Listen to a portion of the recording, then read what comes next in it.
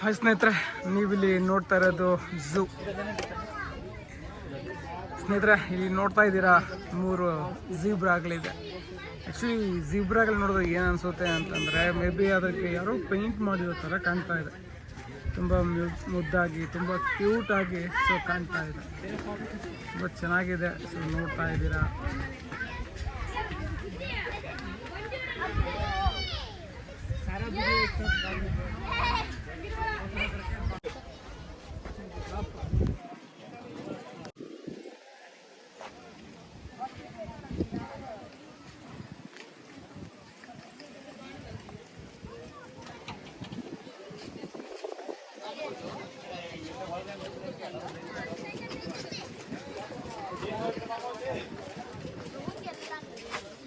ಏನಪ್ಪ ಅಂತಂದರೆ, ಜಿರಾಫೆ ಏನು ತಿನ್ನುತ್ತೆ ಅನ್ನೋದು.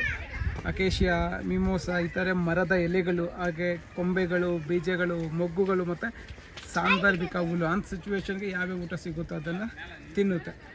ನೆಕ್ಸ್ಟು ಇಲ್ಲಿ ಮೃಗಾಲಯದಲ್ಲಿ ಏನು ಆಹಾರ ಕೊಡ್ತಾ ಇದೆ ನಾವು ನೋಡೋದಾದರೆ, ಮರದ ರೆಂಬೆಗಳು ಕೊಡ್ತಾರೆ, ಮಿಶ್ರ ಧಾನ್ಯಗಳು, ಸಿಹಿ ಗೆಣಸು, ಸೇಬು, ಮೂಸಂಬಿ, ಬೆಲ್ಲ, ಈರುಳ್ಳಿ, ಕ್ಯಾರೆಟು, ಬಾಳೆಹಣ್ಣು, ಕಡಲೆಕಾಯಿ, ಹಿಂಡಿ, ಉಪ್ಪು, ಗೋಧಿ ಹಿಟ್ಟು ಮತ್ತು ಓಟ್ಸನ್ನು ಇಲ್ಲಿ ಕೊಡ್ತಾರೆ. ಇಲ್ಲಿ ಪ್ರೆಸೆಂಟ್ ಈಗ 2 ಜಿರಾಫೆಗಳಿವೆ. ನೀವು ನೋಡ್ತಾ ಇದ್ದೀರಾ. ಪ್ರೆಸೆಂಟ್ ಇರ್ತಕ್ಕಂಥದ್ದು 2 ನಮ್ಮ ಅಭಿ ಮೊದಲು ಹಿಂಗೆ ಇದ್ದಿದ್ದು, ಅದಕ್ಕೆ ನಾವು ಜಿರಾಫೆ ಅಂತ ಕರೀತಿದ್ವಿ. ಆಮೇಲೆ ಸ್ನೇಹಿತರೆ, ಆ್ಯಕ್ಚುಲಿ ಇವೆರಡೂ ಕೂಡ ಹೆಣ್ಣು ಜಿರಾಫೆಗಳ, ಗಂಡು ಜಿರಾಫೆಗಳ ಗೊತ್ತಿಲ್ಲ.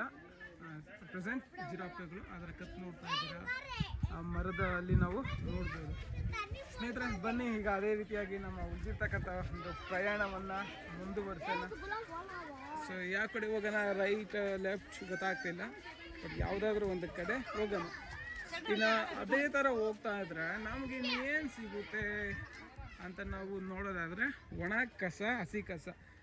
ನನ್ನ ಕಡೆಯಿಂದ ಸ್ಮಾಲ್ ರಿಕ್ವೆಸ್ಟ್ ಏನು ಅಂತಂದರೆ, ನೀವಿಲ್ಲಿ ಬರೋ ಹಾಗಿದ್ರೆ ಸ್ವಲ್ಪ ಕ್ಲೀನ್ನೆಸ್ಸನ್ನು ಮೈಂಟೈನ್ ಮಾಡ್ಕೊಳ್ಳಿ. ಎಲ್ಲಿ ವೇಸ್ಟ್ ಎಲ್ಲ ಒಂದು ಹತ್ರ ಹಾಕಿ, ಡಸ್ಟ್ಬಿನ್ ಇರುತ್ತೆ, ಎಲ್ಲಂದ್ರೆ ಅಲ್ಲಿ ಹಾಕೋದಕ್ಕೆ ಹೋಗಬೇಡಿ. ನಮ್ಮ ಪರಿಸರವನ್ನು